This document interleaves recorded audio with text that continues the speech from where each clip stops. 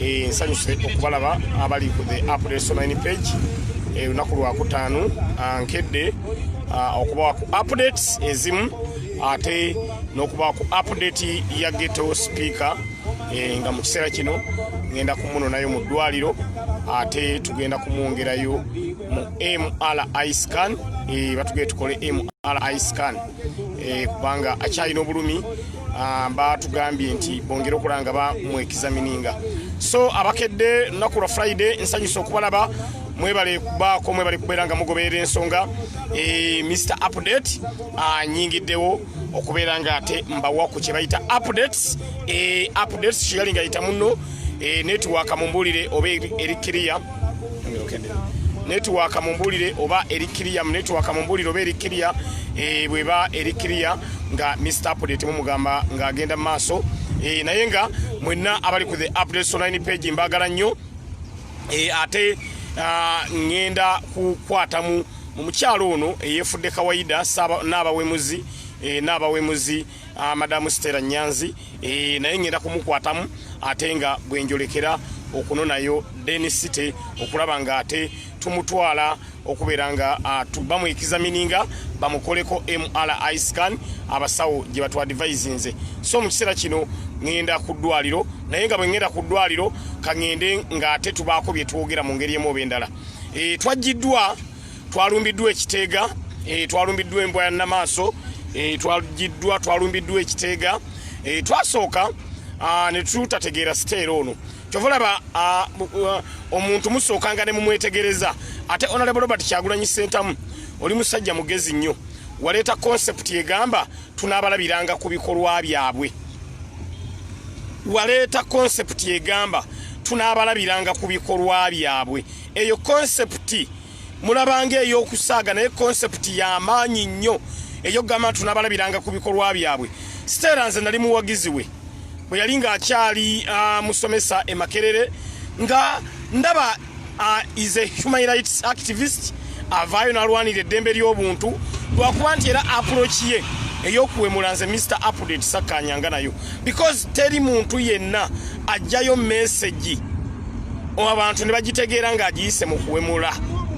Omuntu yenna ng'ayisa message mu kuwemula oyo mumugobanga abasitaani omutwalanga sitaani because Mr. Update tujja wano ne tuwogera ku bantu ababatutuusizaako obulabe abatulumbye ne tetuyisa message yaffe mu kuwemula tuyisa nnyo message yaffe nga omuntu ne mumuteeka mu order ne mugaa kino dawano ne mugamba kino kyekyandikoleddwa kino kyekyandikoleddwa kino kyekyandikoleddwa naye omuntu yenna nga obubaka bwe abuyisa mu kuwemula oyo mwesamulanga kyovala bafuudu bwe yava mu people power twakola ne party because baalinga bamukozesanga point of reference buli budde nga bamukozesanga point of reference people power tugenda bawo obuyinza naye fuudu ng'awemula nnyo nga tunoonya tumwejjako tutya lwali olwo Katonda n'atusaasira Bosco nga bw'omanyi bw'atwala ebiteega bw'atwala embwa za Namaaso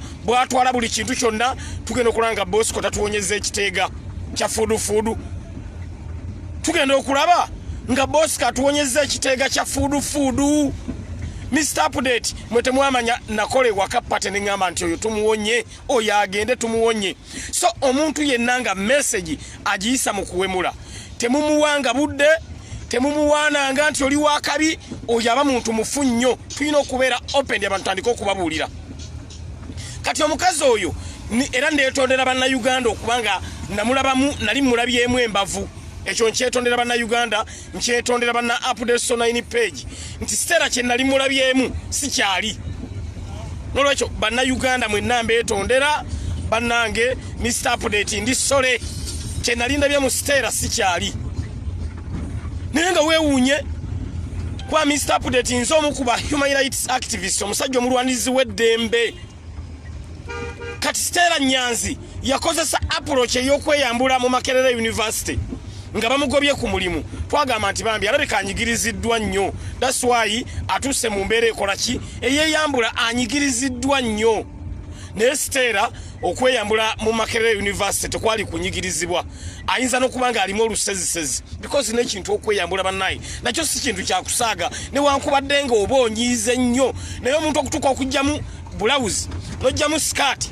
n'ojjamu empale ey'omunda n'ogikanyuga bannange si kintu kya kusaaga either bw'otaba mentally disturbed obaako ekizibu either bw'otaba mentally disturbed obaako ekizibu oba mpewo za kikanga ze zikutawaanya kubanga abantu banyiiga bulijjo abantu babakoze ebintu bingi nnyo bulijjo naye mbabuulira mazima muntu ki nga bwe bamunyiiza alina kweyambula kujja mu ngoye poliisi etukuba wano enkya n'eggulu ne batukuba emiggo ne bakuba naye mbabuulira mazima wali olabye eddi nga Mr. Update nyiize n'enzijjamu engoye obudde buno poliisi yawamba essimu yange era DPC mukama wange sebe essimu yange njeetaaga DPC wa Musaayi DPC Kasangati police station essimu yange njeetaaga sebo n'essimu yange bagiwamba Mr. Update siyinza kugenda ku poliisi yadde ndi munyiivu nnyo ne neeyambula engoye nolwekyo approach ey'okweyambula muntu mumutandika omulengera nga alina ebintu byakola munnange noluusi ne tumuwagira naye nga tumuwagira mu nsobi kati omukyalo ono Stella twamuwagiranga naye nga tumuwagira mu nsobi olw'okuba nti Museveni atutamye nnyo kati buli muntu yenna ajja n'abaako ebigambo byayogera n'ebiba bitya oluusi mutuuka ekiseera ne mumuwagira bane Museveni gw'otuleetedde ne ba Stella bano kubanga buli lwolwako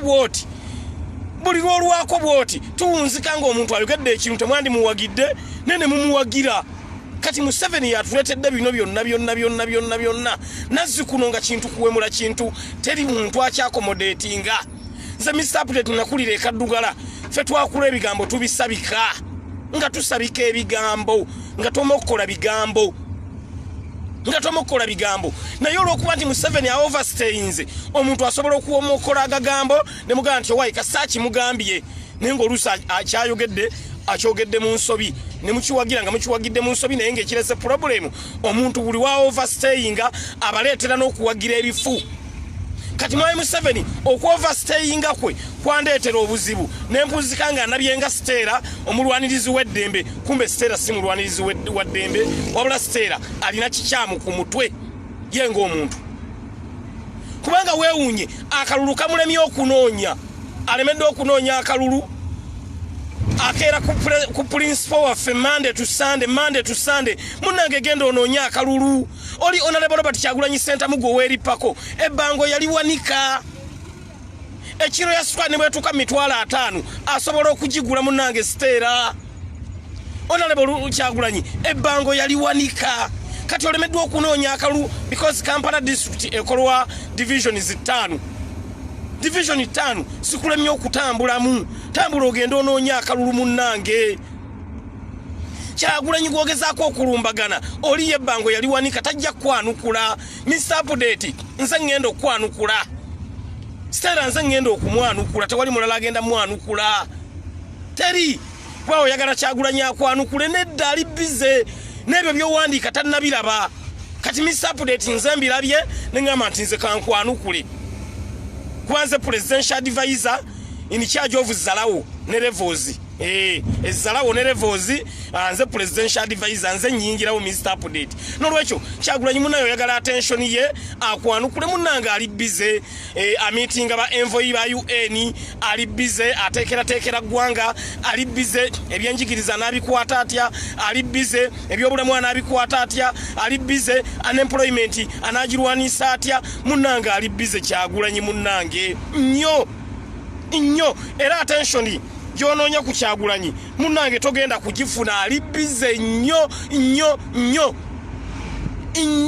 Monday to Sunday ali bize kati munnange toyina gyogenda kusanga attention ye era tajja kwanukula ogenda kuwandika paka ebigambo binakugwako bwana Stella ate nga Mr. Update eno wansi bwenkumakinze nolwekyo Stella Nyanzi akalulu kamulemye okunoonya kuba yagenze okutunamu nga akalulu takyalina kati ali ku mwana tumusalemu akaluguwa kettira kaluwa lyokayina naye abantu kye bakusubiramu si kye balaba omuntu oyinza omusubiramu ekintu ne munene owunzika nga tokirabye nze Mr. Update osobola owasa omukyala n'omuteekeeka naye omukyala nga tannajja waka olusi alina ebintu byabakola naye bwatuuka ewaka ate n'akyusa bye yajjirako kati ne Stella bw'ali munnange ebintu bye twakusuubira munaye si byokola twali tukusuubira okubeera nga ogenda kubeera nga omotivatinga abantu wakolako ku nkola eya sanitary pads ng'ogenda ozigaba mu masomero ekintu ekyo nakyagala nnyo actually we natandika okuwagira Stella ku sanitary pads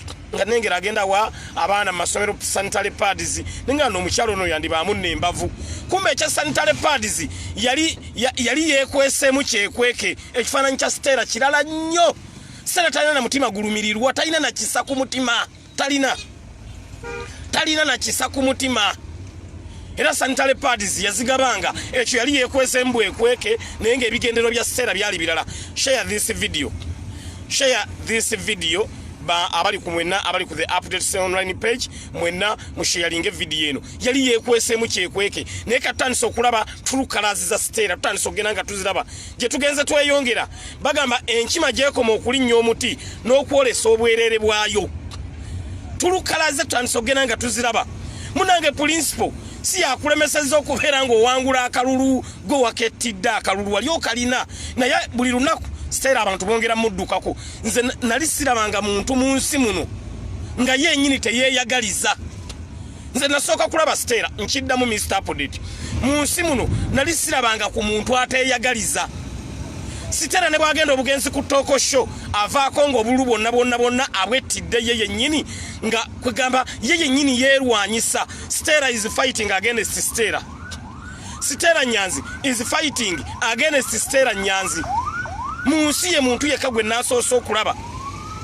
yakyala mu programu ne Shamimu Malende n'alizoninga Stella neŋŋamba nti bannange PhD oloda nga bamuyisiza bubi kye baakola PhD oloda bakuba PhD oloda n'amaanyi ne ganzigwamu neŋŋamba nti Mr. Update nja kukola mu Diddi ku university kubanga abantu abakoze mu Diddi balina reasoning capacity eri high era nagamba nagirinya kawala kange toddamu n'oŋŋamba mbu I want to be a teacher, I want to be a doctor, I want to be a professor. No, ba professor batuswazizza nnyo tewali bantu batuswaziza nga abo abasajja ba I know more batuswaziza nnyo ne tunulira Honorable Robert Kyagulanyi Sentamu ku university mugamba yakole mu Diddi ani amusinga okulizoninga kyovula naffe twakyuse tugenda kukola MDD Mr. Update kyengenda okukola nze kati nkyegomba PhD aba PhD naye Shamimu Malende yakwata ku mukyala wa PhD bakuba PhD bagireka mu studio yawo nga bagisanyizaawo PhD bagikuba beyond repair teriddawo olunaku PhD yasigalawo neŋŋamba nti osobola okuba n'ebitabo byo ne bakuba nabyo Shamimu kakwata omuzindaalo Stella ng'abulako obubuzi kufunya bikonde nga kyabulako kyokka era kyekyabula mu studio kufunya ŋŋuumi kyokka mwana yalizoninga Stella nayintya n'okutya neŋŋamba nti Mr. Update PhD basobola okukuba nayo ne bakuba nayo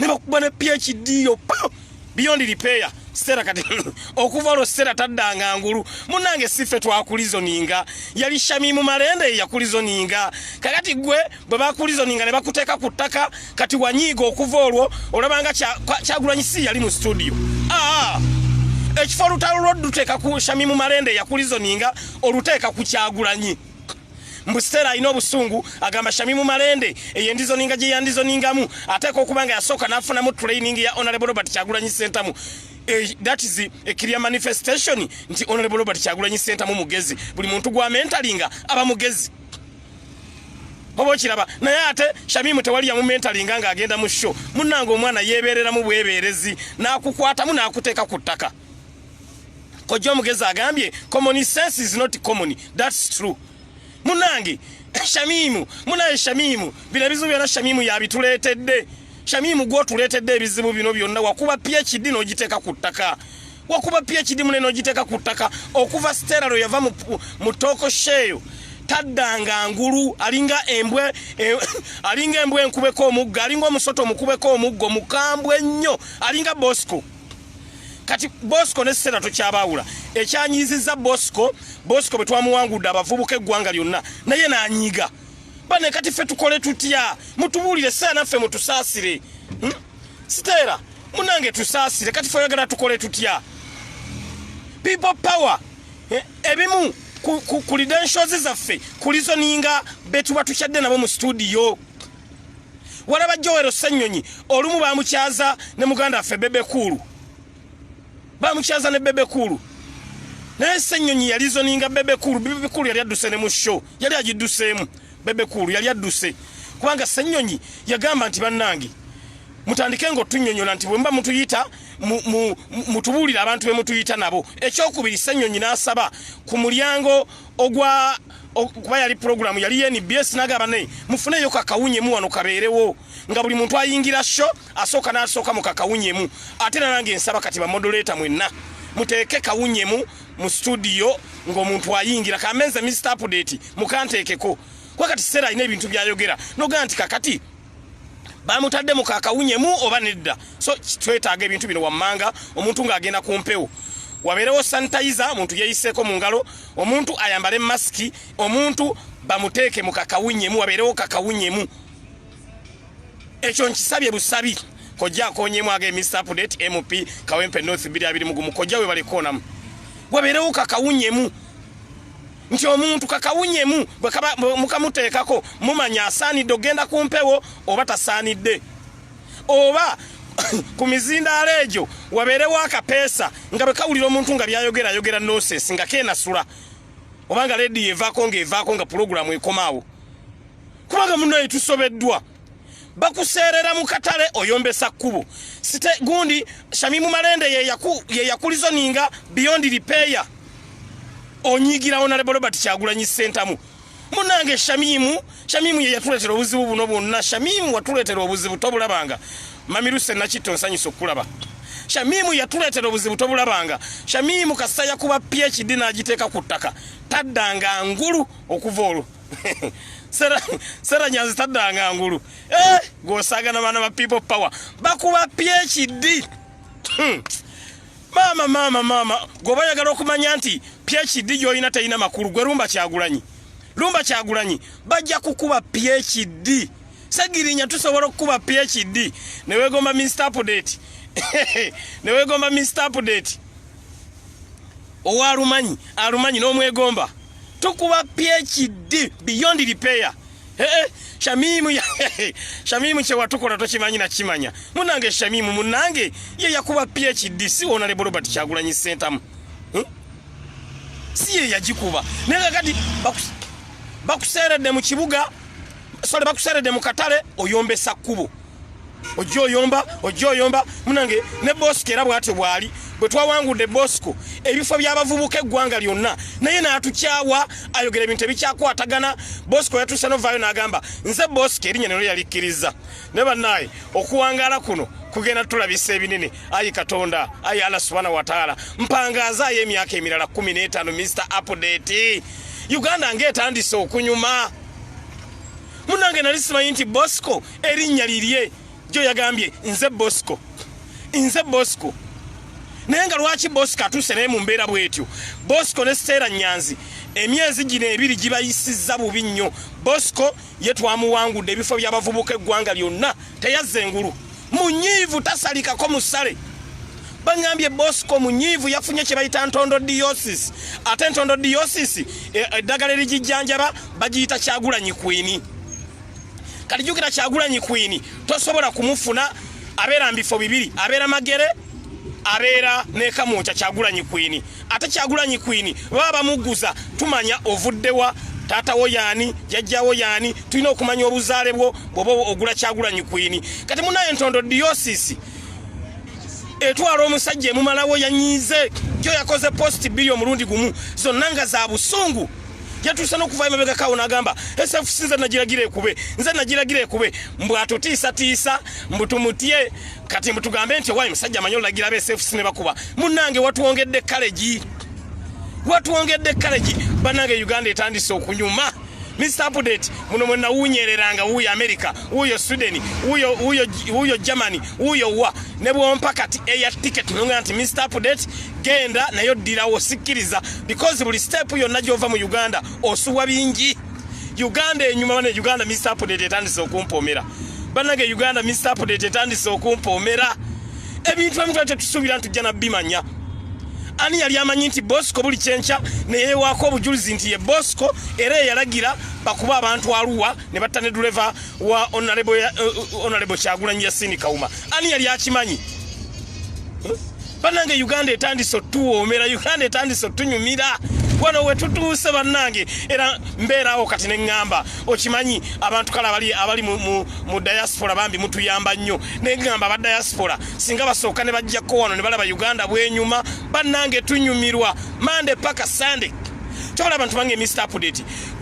ennaku zino ng'onyirira nnyo akasusunga kanjawulo munnange akasoso okubeera akenjawulo tunyumirwa gwokimanyi sikyasigana bizigo Mr. Update ebizigo nabivaako Kasimairo ever Monday to Sunday Mr. Update abera ne Kasimairo ku face lwaki Uganda etandise tunyumira twali tulebe tutasubira kulaba tutandise okubiraba share this video kati Stella Nyanzi ne Bosco emyezi gino ebiri gibayisizza bubi Stella Nyanzi okolo yava mu programu ya Shamimu Malende taddanga ngulu Stella taddanga ngulu ne Bosco okuva twamuwangula akaluka abavubuka naye taddanga ngulu kati Bosco ne Stella bali under pressure ne munete tulina kyakola era Stella kati muino okwekolamu omulimu ne Bosco mulabe munnange embere mugivuddemu mutya muino okunonya way out kwagwe ne Bosco mwe muli ku pressure kati ze kyenneewuunya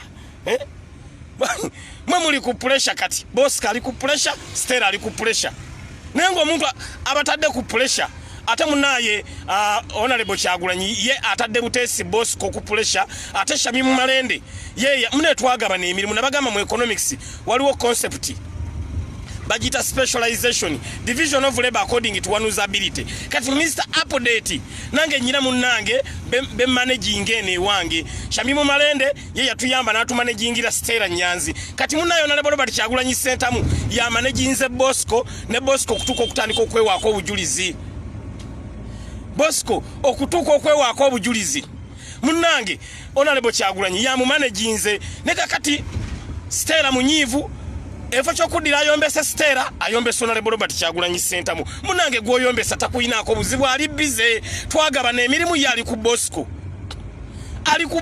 gwe takuliiko nebyo wandika tabiraba talina budde bwa social media tabiraba ali bize ate tenkanyiza gwanga Uganda tugisukiza tutya okuva wano wetuli tugende ku step A Uganda efuse tyanga Dubai because Uganda twawola ku Dubai ne Dubai evuganya na singa America evuganya na singa zi UK olwairo Uganda tuvuganya na Djibouti tuvuganya na ensiza tuvuganya na zone CCC Djibouti zani zimalawi obo kiraba honorable Kyagulanyi ali bize nnyo muneta ina buddebo era tajja kwanukula era byo wandika tabiraba ayita ina na budde kubaako muntu abimugamba kubanga baba bize nnyo mu kutetenkanyiza gwanga tulwanyisiza tutya employment amalwaliro tugempa walinze tutya twempa walinze tutya education sector abana baffe babeera happy munnanga ali bize Stella oli Kyagulanyi kuwalaba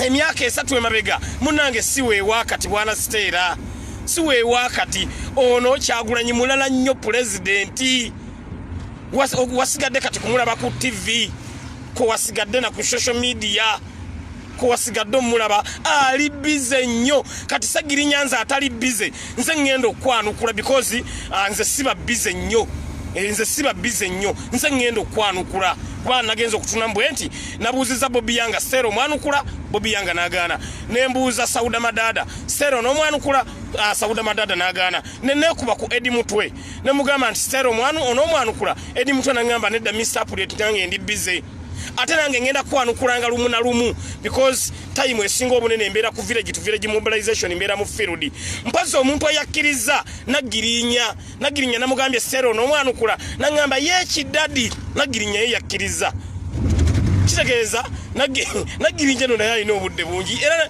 bane ono Bosco kugala amasomero yatukola bubi nnyo kwale nagirinya naye yandibadde kati nga ali busy naye yangambye daddy I can manage daddy I can manage yakkiriza ye nagirinya olw'ensonga amasomero bagaggala kati yabeera waka daddy nja kuyambako ku lutalo olwo ne mune Kyagulanyi ali bize onoonya attention ye togenda kugifuna Siteera kino nkikubuulira togenda kugifuna nolwekyo yembeera egenda mu maaso Nagirinya ye yakkiriza nanga daddy yeah Daddy, as well as we are in holidays, I can manage. Yakkiriza ye Nagirinya. Nange natera okuvaako. Nkuwe Nagirinya nga munnange yakwanukula. Tuli business Siteera. Era byowandiika. Mr. Update nange era mbadde ku birala nnyo nengwa kiposti kyo ne mmala gasomako nenga ne bambi kale kamuyambe Siteera bambinze mwanukule nze kamuyambe era kino kyendi mukola Siteera singo badde ng'omanyine essimu yange ya mobile money bwansindikiddeyo akantu because kyekoledde tokimanyi okwanukula bonna baakuzize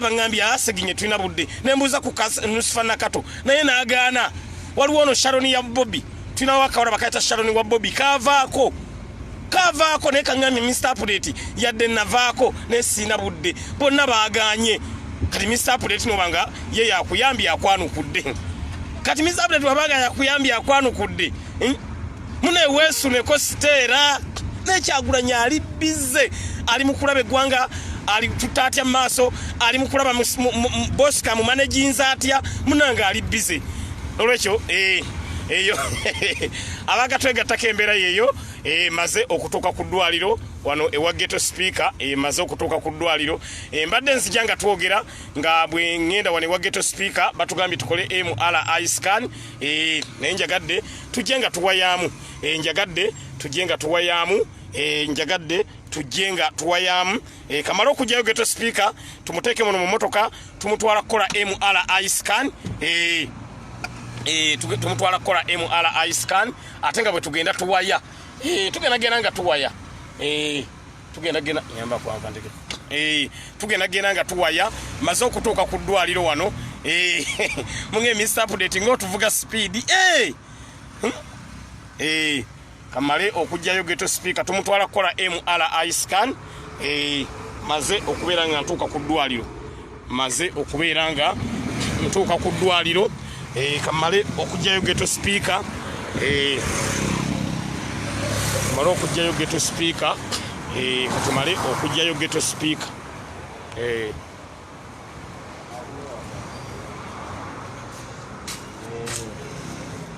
katumale okujjayo Ghetto Speaker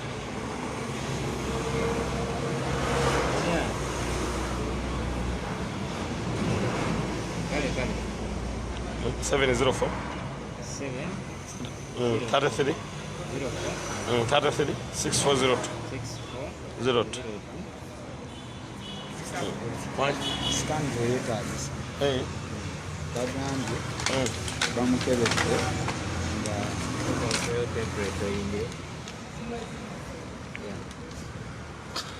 bagambye bamukebedde nga tukira bulungi tegeeza obwabadde bamanyi obwongo bwafunye ekizibu bwekoona saamu kati yo biiru eno ya sentiment biiru yabadde ya 46,115 ne tusasulako 269 ziri ze wasasula kati wasigadde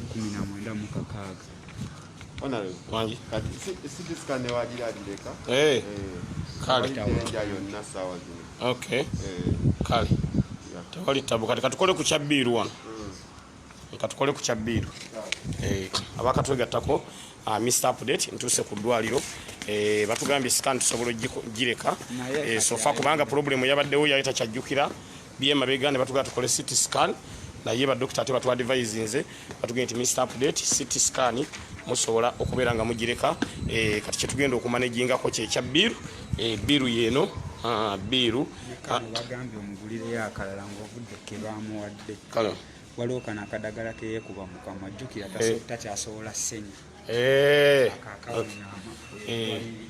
kale katumale batwalako wano ku mulwadde omala okulaba embeera gyalimu muganda waffe Ghetto Speaker muganda waffe Ghetto Speaker ndoza mulengera alinawo kati kayawulo abakatwegattako embeera yeeyo Ghetto Speaker mbeera owulira otya muganda wange kati Ghetto speaker yoyo musajja waffe ekikyamuluma ennyo lwe luba olwo luba lukyamuluma nnyo lukyamuluma nnyo so yembeera eriwo naye nga batugambye nti ajja kutereera sofa mujjukire twamuleetera yali unconscious nga tamanyi na bigenda mu maaso nze afya ogambye nange njagala kuweereza naye okay kale nze afi tujja kuba tukulindirira so oluba lwerwo abo batunga era bwe badde batugamba okola MRI scan naye eventually batugee tugireke sofa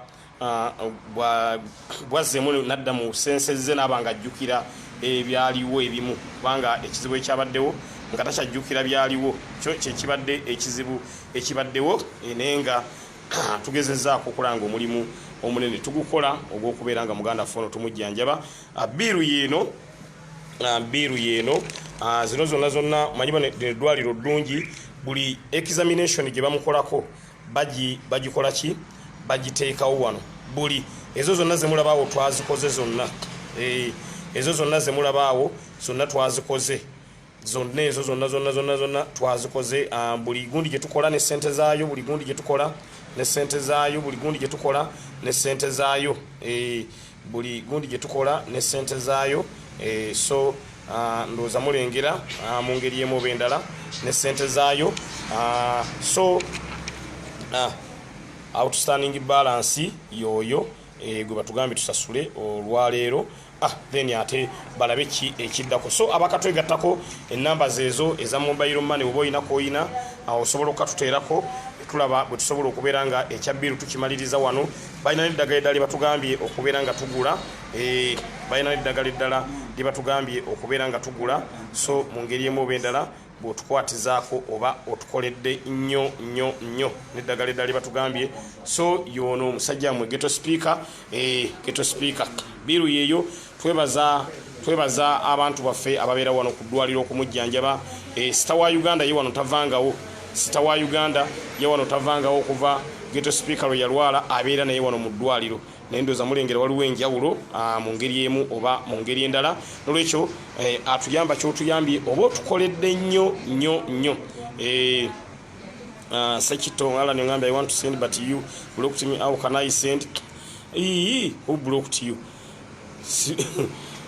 So yembere eriwo outstanding bill yeyo eriwo outstanding bill yeyo eriwo balina n'eddagala batugambye okugula akamuyamba engeri gyatakyasenya katika tube ako ke kamuyamba okubeera nga akateeka mu kamwa kuba mujjukire fragments zayingira paka munda fragments zayingira paka munda so embeera eriwo yeyo abali ku the updates online page abali ku the updates online page nga tugezaako okulaba nga tujjanjaba muganda ffe ghetto speaker twawonye tulina ekintu kye twawonye kye mutannamanya abasawo lwe twamuleeta baali baagala mussa ku oxygen kitegeeza omuntu abatasobola kukola ki abatasobola kussa oxygen omuntu abatasobola kussa naye oxygen tebaamumutaddeko ekyo Katonda yatusaasidde because omuntu bamuteekako oxygen embeera eba etabuse nnyo Sky Soldier sinakulaba wano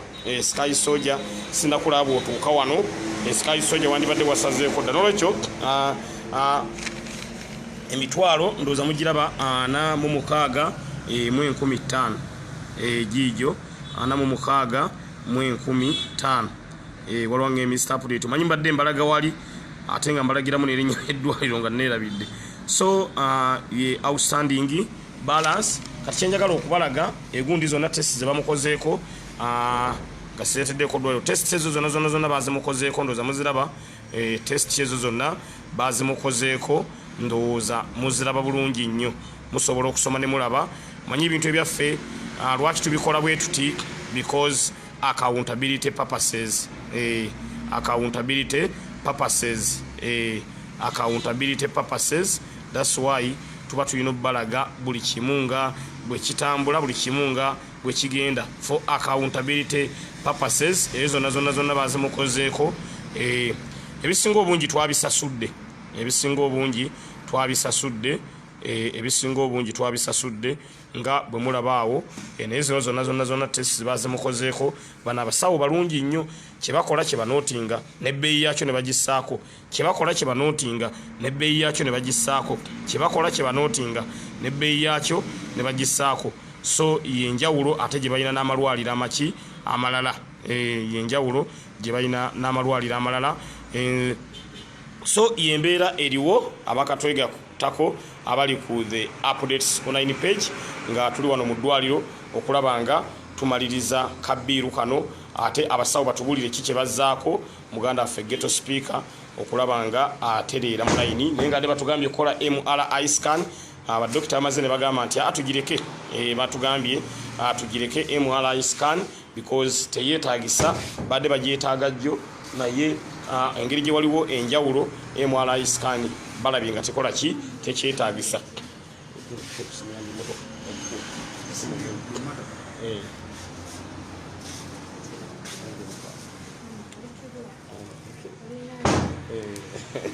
MRI scan batugambye teyeetaagisa so embeera yeeyo eriwo yoyo musajja mmwe ghetto speaker abagenyi bakyayongera mu maaso bambi okujja okubeera nga bamulabako bongera okujja okulaba nga bamulabako okulaba nga embeera yonna etambula bulungi nnyo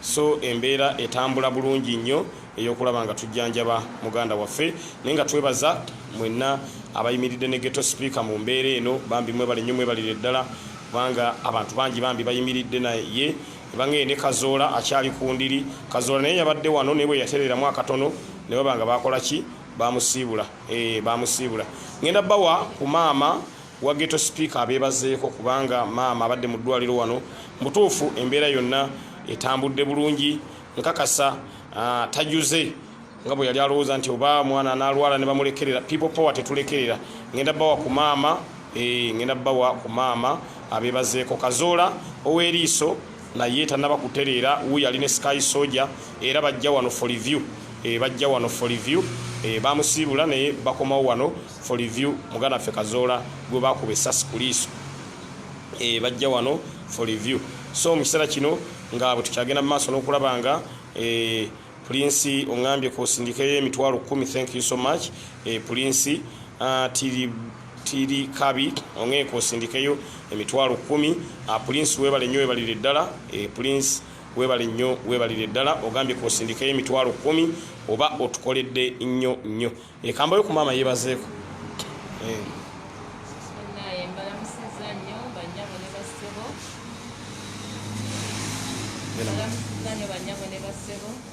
mwebale nnyo mwebalire ddala n'abayimiridde ku lwammaaka tweyanziza nnyo obuyambi bwammwe bannaye abantu abatulambudde ipoka wamutulaze omutima mukama yekka yaba abasasudde kye mukoze buli akutte mu nsawo ye buli asuubira okubaako kyakolera mmaaka mukama katonda yekka ffe tetulina kirala kyamusasula twenga abaana b'abantu tetulina tetusobola kusasula naye tusaba katonda asobola byonna abaddiseewo era tubasabira obuwanguzi mu bbiri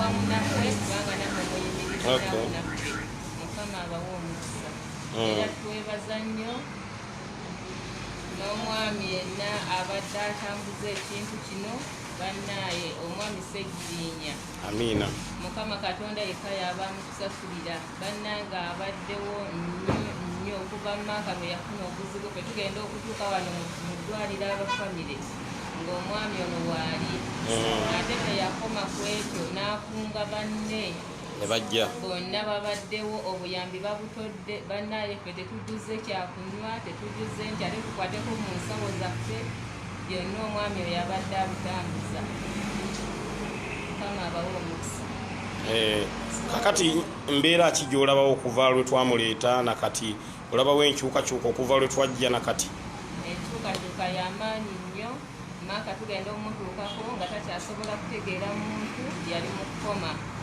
naye twebaza katonda twebaza abasawo b'eddwaliro lino bannaye bakoze omulimu munene nnyo bajjanjabye Maaka babadde tebassa mukono.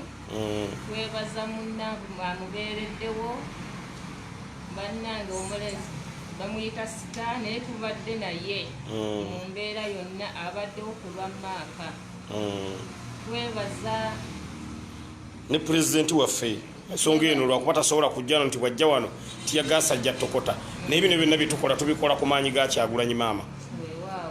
So ne pulezidenti omwebazaako mukwano. Twebaza pulezidenti waffe bannaye ffe tukwagala yadde bino byatuuse ku Maaka. Maaka tulinga abaamusaddaaka ekyamazima twamusaddaaka tumwagala.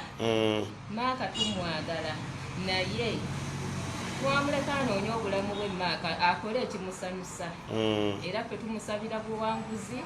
Pulezidenti tukusabira buwanguzi 2021 era ambulaira yokka gyetugenda okulabawo. Maaka alina enjawulo. Maaka kati asobola okukutegeera. Maaka asobola okwogera, asobola okunywako ekitono, asobola okulyako ekitono. Kakati abantu abasinze otukontributingira ssente ku Maaka babadde ba mu diaspora.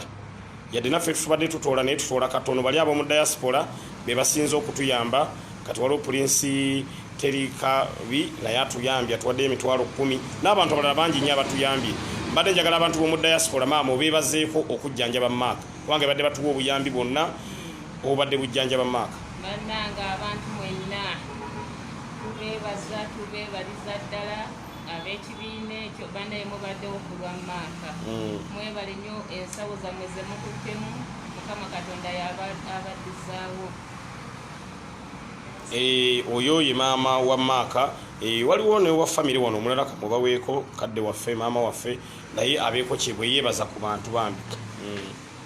Bane bannayuganda ffe tetulina na bwe tuyinza kwogera tuwulira ng'ebigambo bitubula okubeebaza ku lwa Maaka. Ab'emikwano mwebale nnyo mwebalire ddala omwana waffe mutulaze nti mumwagala.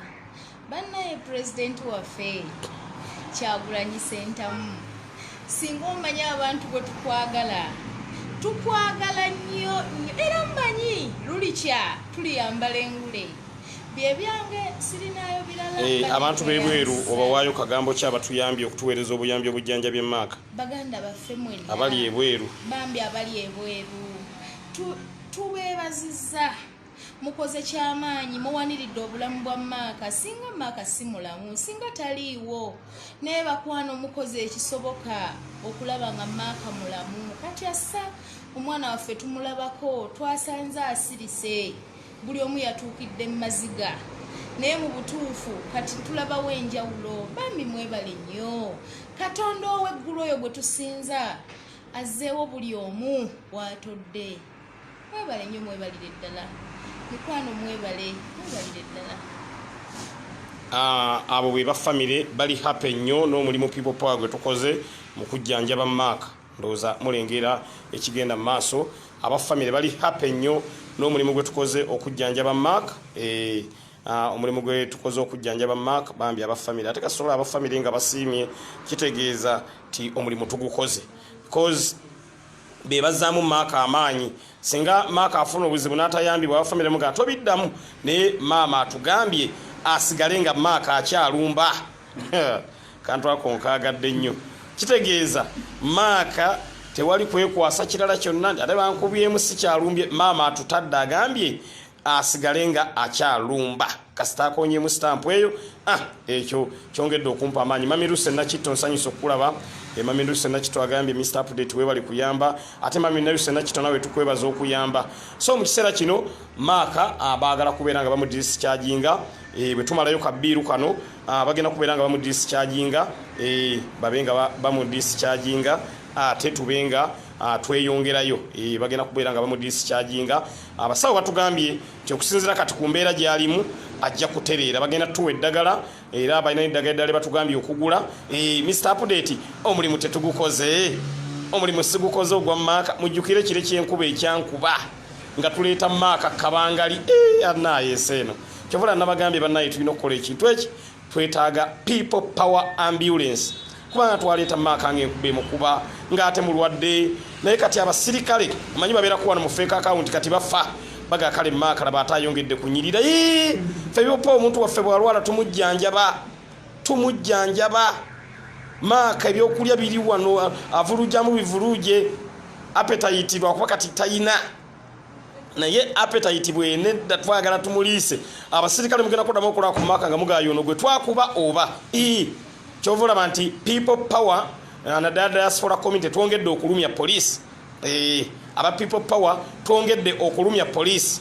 oluvannyuma lw'okubeera nga abalwadde baffe bonna tubajjanjabye oli omusirikale gwe eyeekuba essasi mujjukire bwayise poliisi omanyi kiyakola omukazi eyeekuba essasi bamugulira munnyu mbwateeke mu kiwundu bamuwa obutu bw'omunnyu buna amugamba nti kiwundu kijja kkala atonyezaawo munnyu buli lunaku nefferengera abalwadde abaffe tubateeka mu first class hospital tubateeka mu first class hospital wamala thank you so much wamala bambi webale nnyo bali ddala wamala otuwaddeyo emitwalo 7 thank you so much wamala allah akusasule musera wamala webale nnyo webale bali munebalize ku wamala bambi atuyambye nnyo mbadde mbagamba omusirikale oli eyeekuba essasebo poliisi omanyi kiyakola enanga ng'agulawo obusaketi bw'omunnyu 3 ng'abuwa lansi kopolo bitwire abeera kawempe poliisi amugamba nti obujjanjabi buno butwalire omukyalo oyo eyeekuba essasi poliisi bannaye muyina ebizibu sebo lansi kopolo ng'akwata obusaketi bw'omunnyu ng'abutwalira oli omukazi kati bamugamba nti keeranga otonyezeewo omunnyu kati bwe bujjanjabi sewe bamuwa obujjanjabi bwa nusu 15 buli kasaketi kagula nusu 7 ne bannaye kiri Uganda wano tubagamba katubalwanirire embeera eterere temukkiriza mutukuba bukubi miggo kati waliwo yange Mr. Update omukyalo oyo bambi eyeekuba essasi Mr. Update ate simukoleyo live muyambe tuyinza essasi olyanga lyeyeekuba lyali lijja kukuba mwana waffe bamuwa omunnyu gwe essasi lyeyeekuba ye ekyamuteesa essasi mu kyemba kyali ki osanga lyeyeekuba lyali ligenda kukwata mwana waffe munange benanga bakoseza nusu 15 okujjanjaba omukyalo oyo era kati nabanga abasaba obujjanjabi bamugamba nti omunnyu gwaweddewo yembeera eyo nefferengera maaka ali mu first class hospital mutumujjanjabira nolwekyo poliisi kati twongedde okugirumya nolwekyo tugenda kuzikiza diaspora community mwenda bambi abatuyambye mwebale nnyo mwebalire ddala obuyambi bwammwe mwenna banetubusiima mwebale nnyo mwebalire ddala saloni wa bobi yabalangidde musulanga embizi banyize naye nga tebasulanga mbizi basula mba omwama yingi ya pole gomanyi poliisi obwo buli mama yingi ya pole basulamu bazza ku mwana nga awulira banaye kiri Uganda buli mwana adda ku munne nga awulira bu uniport nokasanga kali mu set sinyeza abasirikale basula omwo kyokka tubalwanirira tebakkiriza batukuba bukubi nolwekyo embeera egenda maaso yeeyo maaka waffe bagenda kubeera nga bamu discharginga kambawe ku sita wa Uganda abeeko kyayogera kubanga sita wa Uganda y'omu ku bajjanjabi abali mu ddwaliro wano abajjanjabi maaka sita wa Uganda baako kyoyogera muganda wange. Yes, aliko Mr. Update the online page Sejirina fans page bambi mwebale nnyo mwebalire ddala omanyi Mr. Update amaako naina ekintu kyayogera ennyo ti mu struggle eno tetulimu olutalo lw'okununula Uganda buli omu alina okumanya paati ye maaka bw'aba paati ye yagenda kugamba abapoliisi mujjewo kabangaliza mu pulezidenti ayitewo n'afuna obuzibu bambi kisanyusa nnyo ate nga n'abo mu diaspora bamanyi paati yaabwe tibasobola ate okutuyamba mu mbeera y'akasente ng'abaana bano bakubiddwa ng'abaana batulugunyiziddwa abaana basibiddwa ne basobola okutuyamba era nze nfukamidde mu mutima nga mbeebaza mwenna abasobodde okuteekawo embeera okulaba nga muganda waffe ava ne ku oxygen n'ava ne mu kkoma n'asobola okubanga kati essaawa zino mumulabako ng'asobola n'okugezaako okwogera n'ayogerayogeramu okulyalya okunywanywa era n'ebyokulya byonna ebyokunywa zabadde ssente zammwe nze mbeebaza nnyo mwebalire ddala abasobodde n'okumukyalira waliwo abazze Mr. Update abantu bamukyalidde maaka bamukyalidde era nze neebaza ne secretariat kuba yasindisa abakiise nga emanyi nti pulezidenti kennyini ate tasobola kwesitukira ate embeera kugikyankalanya kuba ye buli waabeera balowooza oba waliwo ki. So nebaza People Power Secretariat ne NUP mwebale nnyo mwebalire ddala. Groups za People Power abaana bangi aba Bobby Daihatz aba timu Kyagulanyi abaki teams nnyingi zonna zazze wano okulaba ghetto speaker. Tubebaza nnyo na buli kimu kye mwawaddeyo Mukama yayinza okubasasula. Wabula ffe tubagamba maama mumuwulidde yatuwaayo dda yatuwaayo kununula ggwanga. Sala Kyagulanyi atuwaddeyo emitwalo 2. Sala Kyagulanyi tweyanza nnyo tweyanzeege. Tweyanza nnyo tweyanzeege. Mr. Update maama omuwulidde agambye maaka oluva ku kitanda alumbe ekintu ekyo nkyagadde nye statement eyo ebadde statement of the day. Kitanda alumbe. By the way ne Kazola gwe baakubye eriiso leero balina gye balumbye dda. Oli omwana gwe baakubidde embaale gwe bavudde embale era batuukidde wano. Oyo mwana gwe bakuba embale abasirikale gwe mwalaba bayiikira abangi nga bamukuba oyo ali era yatuukidde wano n'alaba ku maaka n'amugamba ate kati nze nina gye ntwala kalenda tulumbirawo era byonna message eri abasirikale bannaye bye mutukola mubikola mu bukyamu ate bagenda bavunaana Ssekinnoomu ono omusajja ono DPC w'e Kasangati bagenda kuvunaana Ssekinnoomu. Bino ebintu by'otukola ngowooza okolera ku oda za baabu simanya za Museveni bagenda kuvunaana gwe nga ne Museveni taliyo. Esawa za kakati muyinza oba mwekwasa mulowooza kooti mwe abazirina amaanyi mwe abagalina naye mulina emyezi 4 emisango gyonna gye mutukozeeko abaana be musse abaana be mulemazza mutandike okusasula ate nga tukibakakasa mugenda kusasula ekyo kyo tukibakakasa ate nene embeera gye mwatandise otukolako ne mutukuba obukewe bwa tiyagasi emmotoka zaffe muzaasabwasa abaana mubakuba temuli mukuba biti muli mukuba abantu abalina emikono wadde nga pulezidenti waffe atugamba tuli nani violent naye gy'okomonyigiriza ennyindo ebyo byebyange. Oyo sita wa Uganda y'omu ku bajjanjabi abajjanjabye maaka y'omu ku bajjanjabi abajjanjabye maaka. Mu kiseera kino twagala okulanga tukola payments zonna ez'eddwaliro ate maaka bamu discharging. Twagala okulaba nga payments zonna tuzikola bwe tumala payments then maaka bamu discharging asigale ku medication nga tujja mpola okufuna eddagala naye nga embeera eriwo yeeyo. Maaka ayinawo enjawulo kati ayinawo enjawulo era that's why abasawo batugambye nti Mr. Update ne bwe tumudischarginga kati wali tabu kitegeeza ti omulimu Mr. Update tugutambuza. Diaspora community mwebale nnyo mwebalire ddala kozi abasawo bawano kyenjagala oba advising mu kiri kimu ti basiige color red eddwaliro lino balisiige color red. Ngenda bagulirayo mukebe gwa langi ngenda gulekawo wano kuba njagala nnyo luumu yaffe eno mubajjanjabira abaana baffe nga kala myufu. Ngenda bagulirayo mukebe gwa langi ogwa sadolini ng'obalekerewo kuba neetaaga luumu eno ng'eri kala red kyongere okujjayo amakulu. Mr. Update kambeko offer gye ntoola nga nfuluma wano.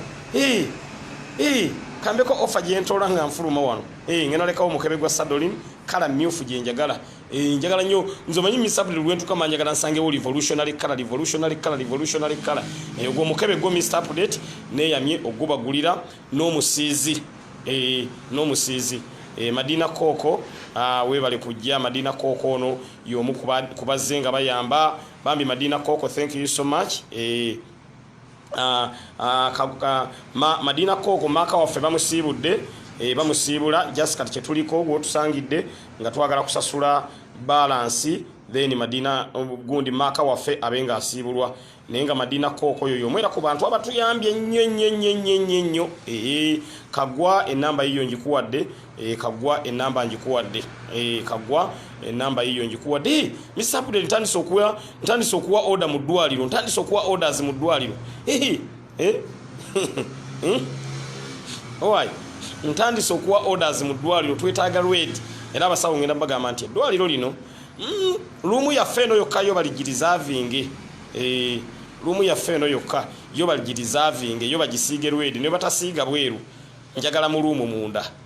njagala mulumu munda yo bagirizavinge so Madina Koko ogenza okujira nga just balance tula emitwalo 2 neddagala lye bagenda okutuwa ate tubenga tuva mu kifo kino maaka waffe tumuwerekere tutule mu kigudde wani yaffe tweyongereyo maaka mala mutuusa waka kigudde wani ye wali yatokosedda naye nga mu kusooka te batugere tukole MRI scan naye oluvannyuma ne bakyusaamu ne batugamba nti MRI scan tugireke kubanga yabadde unconscious nga tamanyi bifa ku nsi naye ne batugamba tugireke so embeera eriwo yeeyo yeeyo abakatwegattako abali ku the updates online page abali ku the updates online page abali ku the updates online page so kitwagala okulaba nga tugula n'eddagala kuba balina eddagala wano bali batugambye oggula erigenda omuyambako ng'ali ewaka erigenda okubeera nga limuyambako ng'ali ewaka so yembeera eyo ate nange Mr. Update maaka tulina omulekerayo kuza obutunda mungeri emu oba endala musajja atunga asobola okunywa katunda bw'aba yoyeza akantu kuba kati ebbanga lyagenda okumala ewaka nga tannatereera bulungi lya wiiki nga nnamba kitegeeza bambi aba yeetaagayo ka facilitation akanaabeera nga kakola ki kamutambuza mumbuuza Guy Weriiso yaali atya Guy Weriiso akomawo wano for review ajja wano for examination era naye ali mu kuba ajja bongera okumu examininga muganda for Weriiso naye yabadde mu ddwaliro limu ne maaka so bambi mwenna abayambye mwebale nnyo Maseruko ngambye Mr. Update tetuyinza kulekerera 221 gwe MP waffe so mu kiseera kino ngenda kukka wansi eri ku kawunta tumale okiriyalinga the outstanding balance then maaka waffe tubenga tukola ki omutwala wala nge Mr. Update ate oli gwe basalako ekifi bamutunga wuzi bayinza zijjamu enkya oba ku Sunday oli poliisi gwe yajjako ekifi nzira lisimanyi nti abapoliisi basezi nojjira nojja n'akambe n'osalako omuntu ekifi n'ogenda nakyo era lwo yanga Mr. Update abasajja abo badimanding ekifi kyaffe bakituwe poliisi yajja n'akambe nejjako omwana ekifi neteeka mu kaviira n'egenda nakyo can you imagine Angela Mayanja nsanyusa okulaba onge Mr. Update tukwagala nnyo amiina mwe bali kunjagala poliisi n'egenda n'ekifi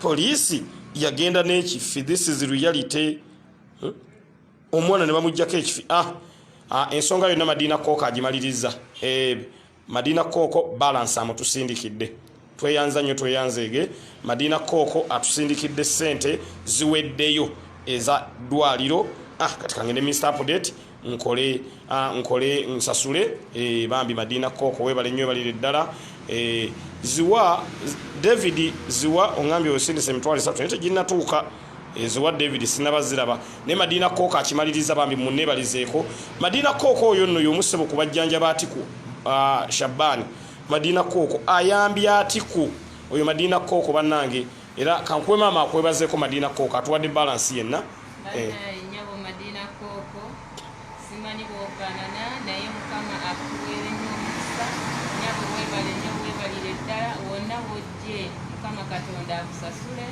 n'omutima ogw'omuyambi ogende nagwo mu maaso n'abalala osobole okubabeererawo Madina Koko oyo mama wa Ghetto Speaker akwebazizaako webale nnyo webalire ddala namusige Sumaya ngambye Mr. Update naye ngenda sindika yeetaanu kale onoba ogisindise tewali tabbu naye nga kyenjagala okubategeeza biiru y'eddwaliro yo eweddeyo era kangikwate wano ate tukkirire wansi omanyi Mr. Update ebintu byaffe bya accountability bali abeddwaliro nabage bannaye sente zisondwa abantu era tuba tusasulira ku ki tusasulira ku live birimu ye Elias ongambye I have put birimu ye Elias nawe birimu ye Elias sinaba kulaba sente zogamba zotaddeko birimu ye Elias sinabaziraba ana birimu ye Elias mule sente za wandise birimu ye Elias sinabaziraba so Madina Koko bambi webale nnyo bali ddala biiru ey'eddwaliro eweddeyo Jamira osindise emitwalo 2 gyatuuse dda nagifunye Jamira emitwalo 2 nagirabye dda Jamira gyatuuse Jamira emitwalo 2 gyatusaba. Madina Koko, thank you so much. Na mwenna abatuyambye bambi mwebale nnyo mwebalire ddala. Biru y'eddwaliro wetwogerera eweddeyo. Biru y'eddwaliro eweddeyo aho ge bayita amaanyi g'abantu. Okero ni songa miss update. Ongambye ogenda kusindika $5. Akero unit zinatuuka ne weziba zizze atujja ziwo omulwadde zibenga zimutambuzaako. So fatu kyayina woza biru y'eddwaliro eweddeyo ne bwe zinaba zizze nga tuziwo omulwadde nga bambi zimutambuzaako mu ngeri emu oba mu ngeri endala. Akero unit onga miss update bwe zituuka nja kuba kutegeeza. Mayiga Aliyeto nga miss update, I have your cow please. Oh, thank you so much. Banange Maaka tumujjanjabye awonye. Maaka tumujjanjabye awonye. Kigudde wani yo yatokosedda. Kigudde wani kanji balageko. Yo yatokosedda. Kigudde wani yatokosedda. Yiyo erinze kutwala Maaka. Kigudde wani yiyo yeri mu parking. Yerinze kutwala Maaka waka. Tudda waka kati. Final stop. Our home. Final stop. Maaka's home. Tudda waka kati. Tudda waka. Maaka mujjanjabye awonye Mr. Update. Bana nage mumpeyo ko bulayi kisinga bubwo. Mr. Update banaye nkozi. Nage mumpeyo ku bulayi kisinga bubwo. Mr. Update muri musigu koze. Mr. Update muri mungu koze. Nage mumpali ku bulayi kisinga bubwo. Mugambo ekitufu Mr. Update muri mungu koze. Muri mungu koze amazima ga Katonda mu ggulu. Nesegirije naye banange ndi God sent. God sent manyo mu kyagulanye. Mr. Update ngena nembera one ngoba nange ndi God sent. Buli mwana ne mujjanja banaawona. Buli mwana ne mujjanja banaawona. Yaddemu mu mpa amaanyi abebweru. Yaddemu mu mpa amaanyi abebweru.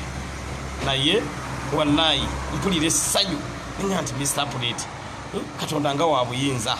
Nolwekyo next stop Maaka's home. Wa tetwogerayo for security purposes. For security reasons. For security reasons tetwogerayo gy'abeera.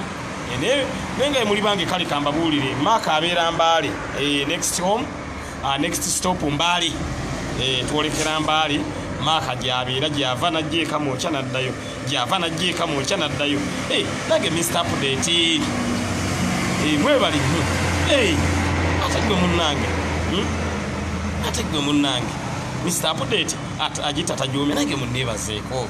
Buli mungangu kola ekire kyenkuba mwala banga kinkuba. Olwange Mr. Update tukuweyo bulayikisi bokka bummala. Bulayikisi bonnka bummala. Teri kirala kyenjagala. Teri kirala kyendagala.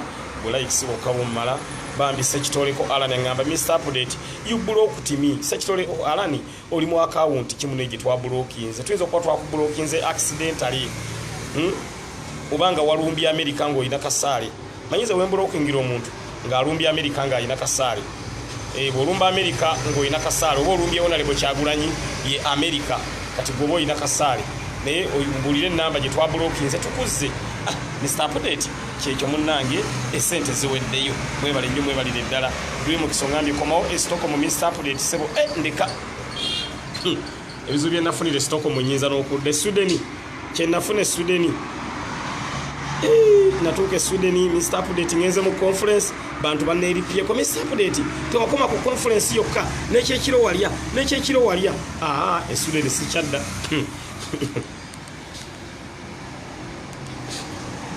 Mwanche nagwake Sweden. Nagende Sweden Mr. Update negendede mu conference. Waite naku ntono nnyo ngendo okulira. Mr. Update nekyekiro walya. Wali ekyekiro. Sweden munaye mundeke. Dennis status. Dennis to wakabi naye atuse. Dennis te atuse. Dennis te naye amaze okubeera nga atuuka. Dennis te amaze okubeera nga atuuka. Dennis te kamaro gendo kiryalinga biru kwambalekera wano sita wa Uganda nga babuzaako maro gendo kiryalinga biru. Biru. Iranga bakubabuza. Yes, abali kusajjirinya oba ku Mr. Update amwebale nnyo mwebalire ddala. Nze kyensooka okubebaza okwesiga Mr. Update. Mr. Update ne waleeta nsonga ki bambi muyiwawo omubiri. Ebyo naffe bye bitwongera amaanyi. Amwebale nnyo, amwebalire ddala. Muganda waffe Denis asazeeko naye azze ekyalira ku ghetto speaker. Denis nno wootuukidde nga basawo bagenda kutusiibula era ghetto speaker yatandise okulyako n'okunywa. Ekirungi nnyo kimpadde essanyu okubanga muganda wange ghetto speaker yaba muto wange oyo muto wange nga mulaba era tutambula layini yaffe gyanga weetambula naye mwebale musabira okubanga atisi obulamu bwe bukomyewo. Abasawo balwanye nnyo ne bukomawo ate namwe bannayuganda mwebale nnyo kubanga mubaddewo mu mbeera yonna okuva ghetto speaker we yafuna obuzibu buno. Era ghetto speaker agenda kusanyuka nnyo olw'okuba nti mumubeereddewo kuba nti tanaba kuva eno kudwaliro era naba avuddeyo mugenda kuba mulaba essanyu lye era mujja kuba mulaba. Ghetto speaker musajja mulwanyi nnyo era musajja mukozi kuba y'omu ku ttiimu gye tutambula nayo omu ku bantu abalwanyi. Ghetto speaker Bobby Yanga, Denis Basauda bangi nnyo mubalaba mu layini yaffe nga wetutambula era layini yaffe bwetubwetambuliraawo. So ghetto speaker kirungi nnyo nti leero bagenda musiibula era nsanyuse nnyo muganda wange ova neeno waki tugendeko ko bambi KFC tuyokungo tannatandika gaayi Denis wootuukidde era ng'abantu batuyambyeko amwenyeza namu naye nga bambi era mu magwe kukyagaye naye kulaba amwenyezaamu waliro laga nti bambi alaba nga weetuli twebeererawo ffe nga baffe abalwanyi twebeererawo ate namwe mutuwa amaanyi bannayuganda nti mutubeererawo. Wootuukidde era ng'abantu abali ku Ssejjirinya fans page abambi batuwaddeyo ku buyambi okufuutinga bills z'eddwaliro era nga bazikiriyalinze era n'eddagala nalyo kosa ne ka upkeep akagenda omuyambangako mu mbeera eno ng'ali mulwadde. Abantu abo beebazeeko bambi baganda bange bannyinaze basinga bange bajjajja bange mwenna abantu abawaneeno ku Mr Update fans page mwebale nnyo mwebale eddala kyonna kyemukoze okulaba nga muganda wange ghetto speaker mumubeereddewo mukana akaseera saako n'okumuyambako ku ssente zigenda omubeezaawo paka wanaatereera kuba bambi wadde olabanga waali naye tannaba kuddamu maanyi wadde bafubye okukola kyonna kyebakoze naye ghetto speaker bambi tannaba kuddamu kufuna maanyi gali gennyini ng'omuntu kubanga yakava mu kkoma. Omuntu aba yali mu kkoma tasobola kubanga alinga omuntu atabadde mu kkoma. So neebaza nnyo mbeebaza mwenna Mukama abaddizeewo buli omu wajje era waatodde Mukama akuddizeewo era akubisizeemu. Mwebale nnyo okubeerawo muganda wange ghetto speaker. Ono kojja wange naye kababuuzeeko. Tuyanza nnyo okumpa kuno omukisa okubuuza ku bantu. Tuzze okulaba ku ghetto speaker. Mwebale nnyo kutubeererawo. Bonna abamuwadde obuyambi tubeebaza. Bonna abamubeereddewo kuba ye ttiimu People Power. Ye ttiimu ennwanyi, ettiimu ey'amaanyi, ttiimu eyagala enkyukakyuka. Abaagala enkyukakyuka tujja kulwana paka tetunafuna enkyukakyuka. Tweyanza nnyo. Mwebale ddala.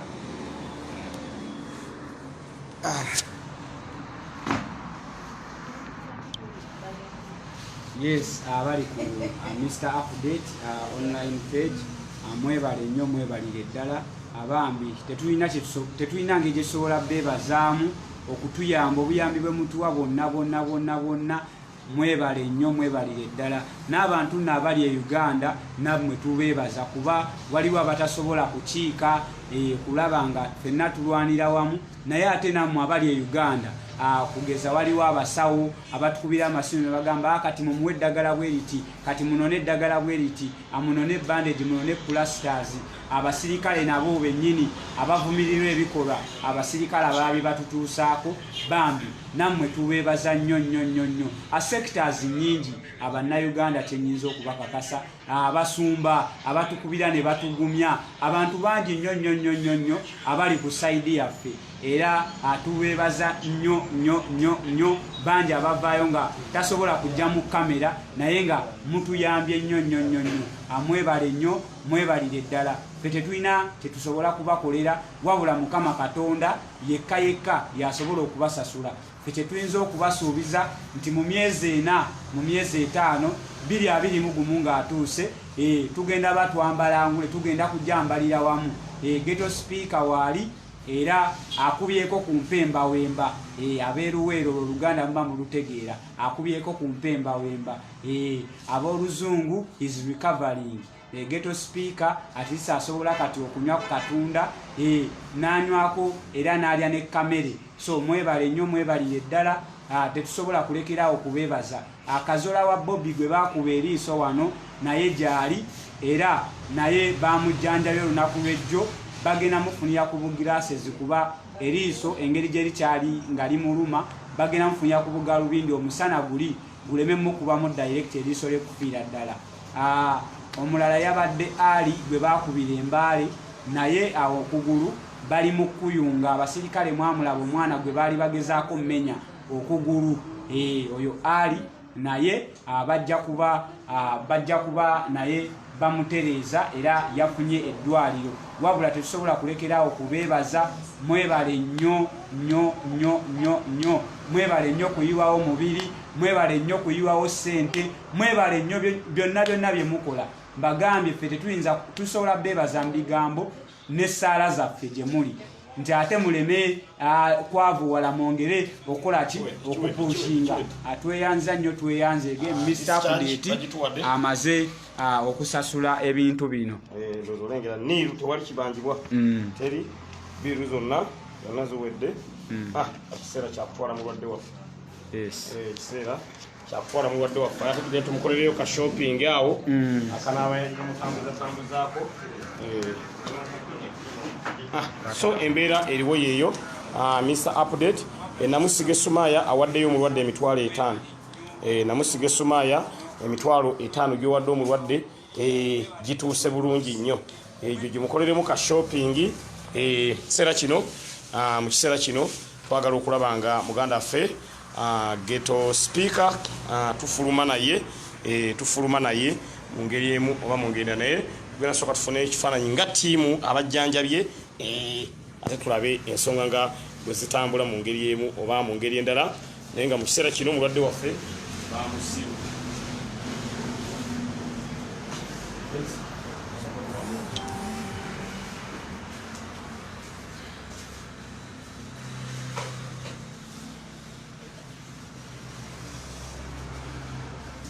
nange netagayo ekifaananyi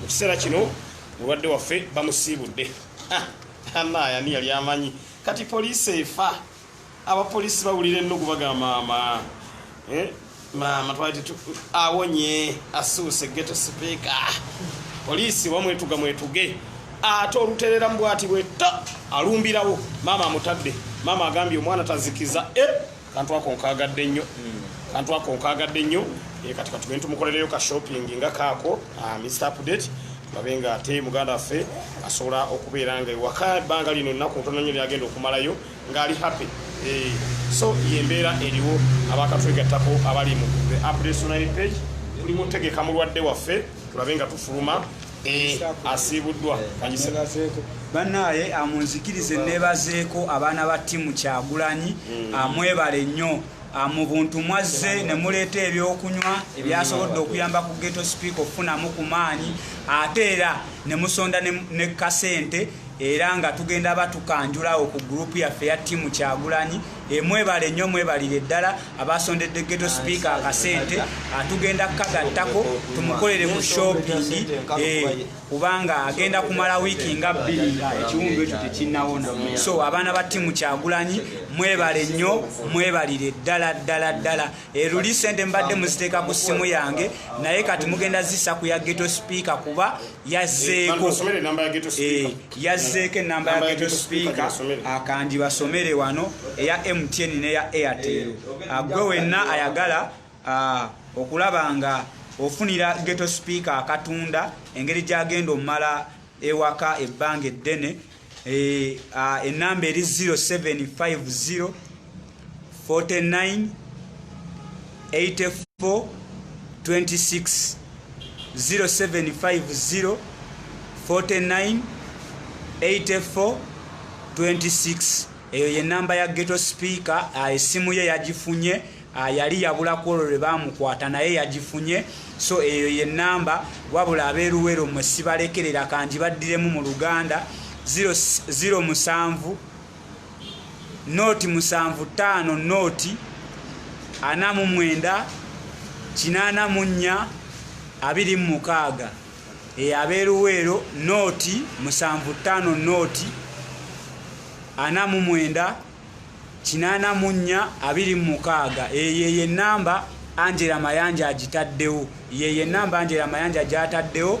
Mwebale nnyo mwebalire ddala etusigale nga tumuzaamu amaanyi ate bwawonera alumbe bulumbi nga maama bwamutadde tulabike nga tujjako nakyemalira mwami Museveni. Mwebale nnyo mwebalire ddala bane mwebale nnyo mu kiseera kino mulwadde waffe tugenda mufulumya mu kiseera kino mulwadde waffe tugenda mufulumya siti zonna malembe siti zonna malembe ajja kwogerako nammwe maaso awo bw'anaaba ateredde ne kati engeri omwajje gumuluma tasobola kugira naye nga ye abasawo batugambye nti kati asobola okubeera ewaka ne tumujjanjabira ewaka for the first time okuva lwe twaleeta maaka leero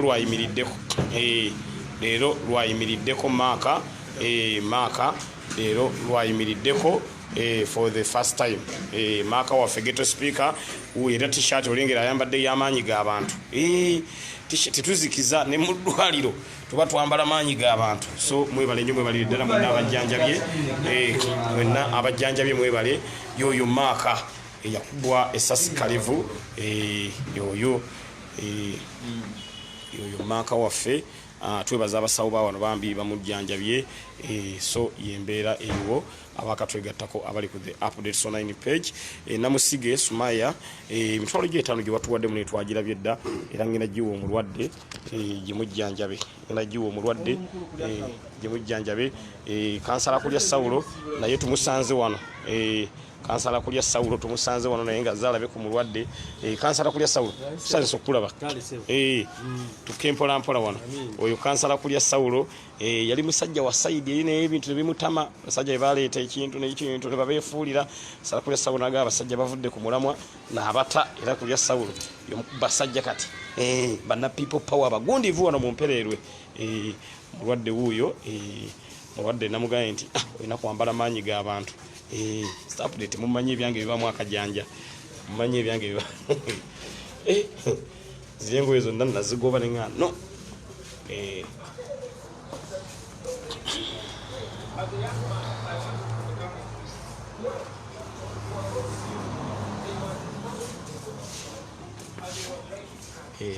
yoyo mulwadde waffe update Minister wa disaster preparedness tujjanjabye omulwadde waffe ateredde bulungi nnyo mu kiseera kino omulwadde waffe tumutwala waka awo mulemu atule maaso ndowooza mugulire maaso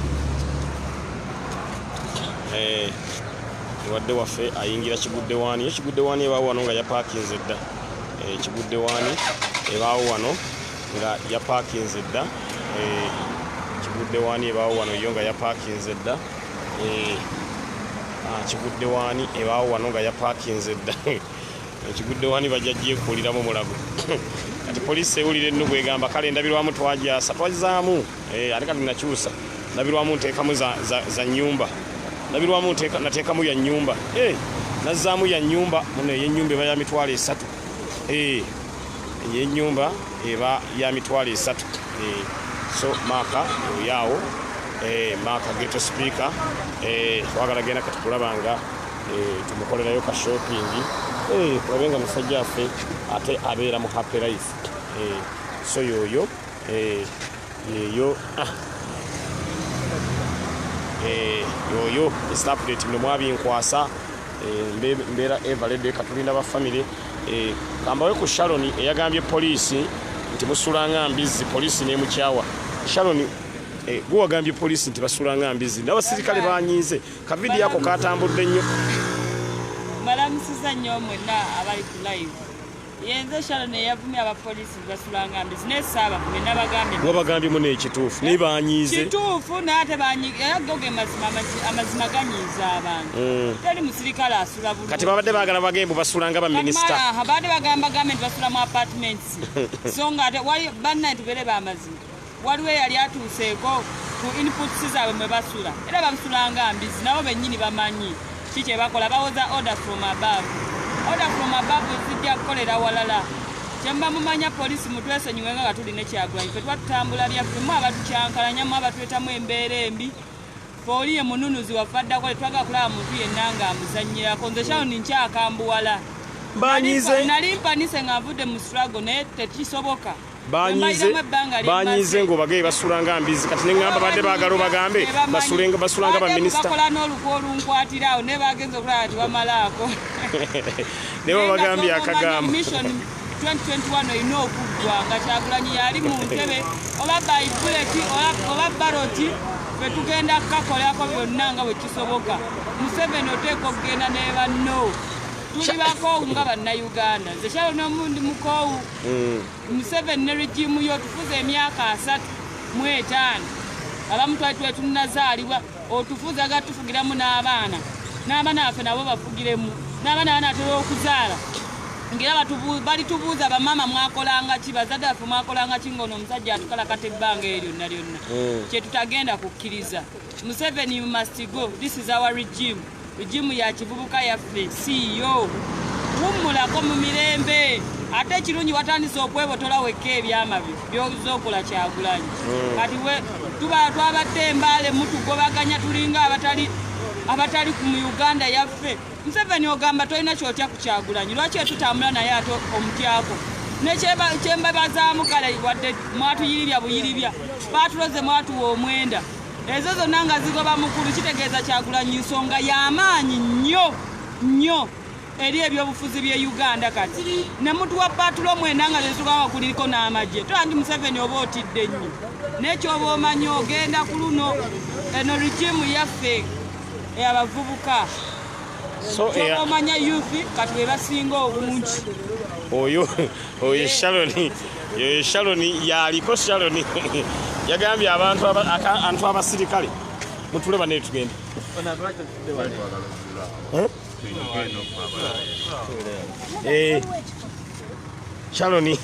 Sharon yoyo yagambye abasirikale ne bana abasirikale namwe mwekaza Sharon yabageye musulanga mbizi kati mwadde mwagala abageye nti musula magere kugache newunya mwadde mwagala abageye nti musulanga Honorable Kyagulanyi kuba Honorable Kyagulanyi wasula walungi polisi no naye mwagala ebyobwerere kale polisi nze nkyusizaamu musulanga Mr. Update musulanga Mr. Update era nti kyemwagala owulira katubagambe ebibasanyusa polisi kale musulanga Mr. Update musulanga Mr. Update ati mwagala sanyukamu mwana ababuulidde amazima musulanga mbizi ate muyomba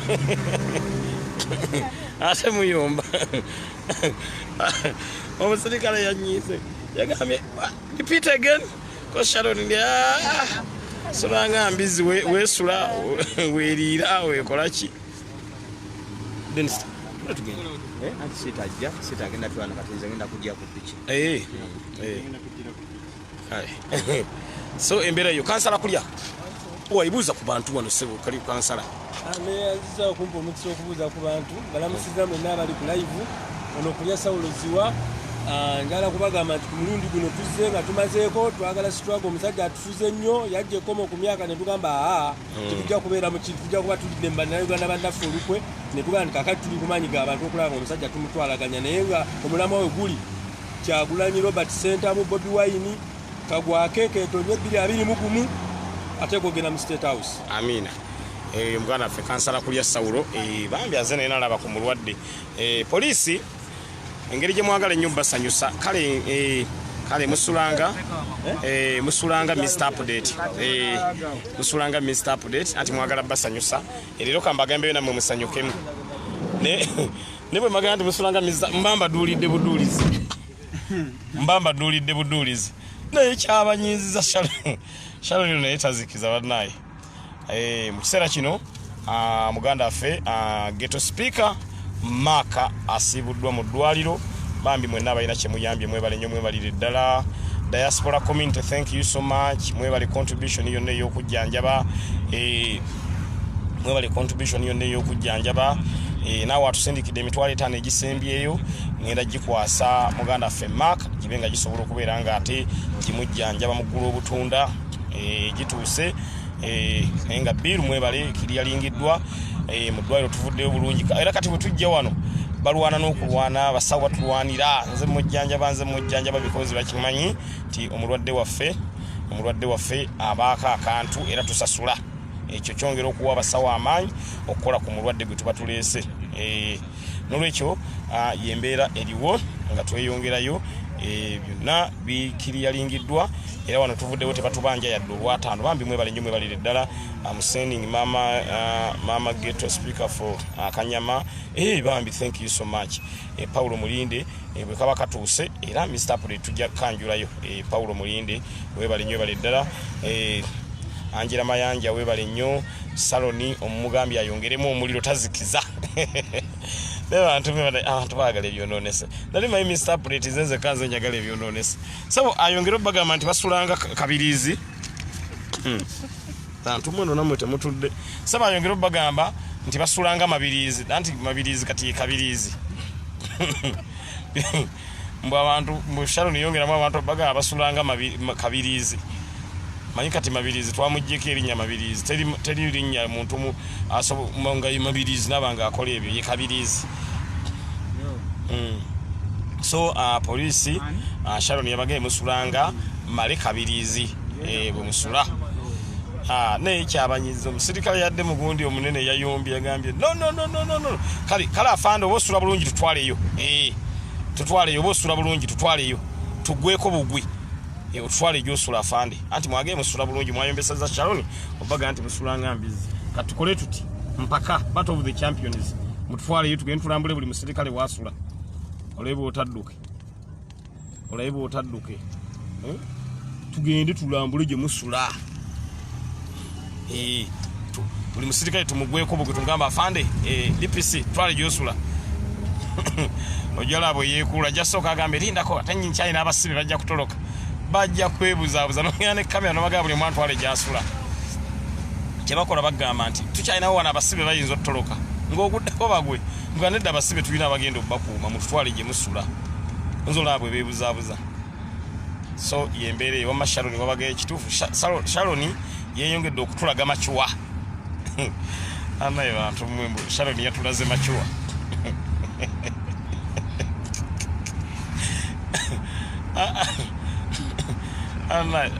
Sharon wuuyo bamunsaba Sharon bantu genda mbu wabalaze macuwa nange baganda bange ate nabalaze macuwa atya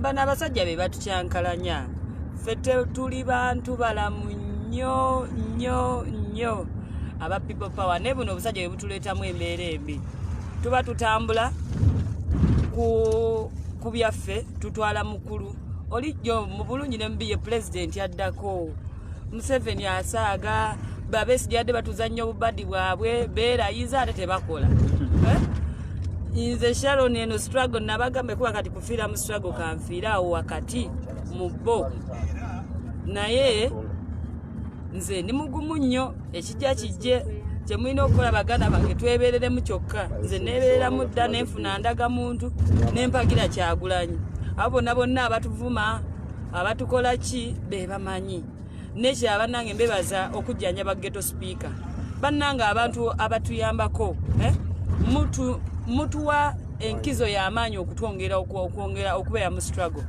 kati right now sente twandwale tuzijjawo ezijjanjaba ghetto speaker naye ku lwammwe mutuyambye mwebale nnyo mutuwanirira mu mbeera embi we tubadde tusobola ate ne mutubeererawo tubeebaza ekyensusa olw'ekyo mwebale nnyo kambaddize Mr. Update nkubirako kusaawe yoyo Shaloni wa Bobby eyayongedde okulumya poliisi Shaloni wa Bobby yayongedde okulumya poliisi bannaye atuwadde ettooke lya ghetto speaker ery'obutunde ly'emitwalo 5 byaffe omanyi bya accountability ngimukwasiza bakuba tasobola kwogera naye maze okubeera nga nzimukwasa Shaloni eyeyongedde okulumya poliisi twayongedde ogirumya oluvannyuma lwa Shaloni okubalabisa yoyo gwe mbadde mwogera naye Shaloni bannayo bwansesezza nnyo kavidi yako bakansindikidde omusirikale yadde munene nnyo bw'ati omanyi bagejja malwa tebagejja nti balya bulungi malwa buveera vodika era nazi kubogera n'omulaba amatama manene ate akabuto kasongodde n'obwo bunene bwa kikaaki kati gundi ki amalogo egabazimbye obubuto Paulo Mulinde mama speaker kuba abazadde basinga otumalamu amaanyi Paulo Mulinde nga katutonna kalabo nge mama ghetto speaker yagala mugulira ku nnyama kebereko Paulo Mulinde katuuse mukwasenga olaba Paulo Mulinde agulidde mama ghetto speaker kilo z'ennyama ziba mmeka kilo 5 webale nnyo bambi Paulo Mulinde mama ghetto speaker omuwadde zizo azimukwasenga olaba Paulo Mulinde esene zizo zituuse z'omuwadde ez'ennyama zizo mwebazeeko mune Paulo Mulinde agaye naffe tweyongedde okuguma tweyongedde obuwagizi eri people power kulwokuba mmwe agulidde ennyama ya mitwalo 5 tweyanziza sebo tweyanzeege kamazeewo ate ffe byaffe engeri gye biri bya accountability kwasirizaawo sente nzifunye mwebalire ddala so embeera yeeyo mama ghetto speaker agambye asiimye era wano waka wagenda kuwunya evvumbe bagende nti ate babadde n'omulwadde ennyama mukka gunyooka munaye bwebityo bwe biba fe people power bwetyo butambuze ebyaffe bambi asiimye eyo maama bambi yayisibwa bubi nnyo kati poliisi efe egamba kale ezo singa tulende tuzinyakula poliisi ghetto speaker poliisi olwamala omukuba bweti ne bamugwa mu nsawo sente zonna nazi yayinamu ne bazibba abasajja abo babbi mama yoyo agambye nti wano wonna agenda mobilizingawo lwakuba sigenda balaga kifo naye agambye wonna agenda mobilizingawo people power yeyina okuwangulawo bambi Paulo Mulinde weebale nnyo ettooke lya mama wa ghetto speaker limutuuseeko ate nga bomanyi ebyaffe bya accountability tulina nti ate tunamuwa tuvudde ku live byaffe bwe bityo bwe bitambula tutuuse so embeera yeeyo mwenna abajjanjabye maaka bambi mwebale nnyo mwebalire ddala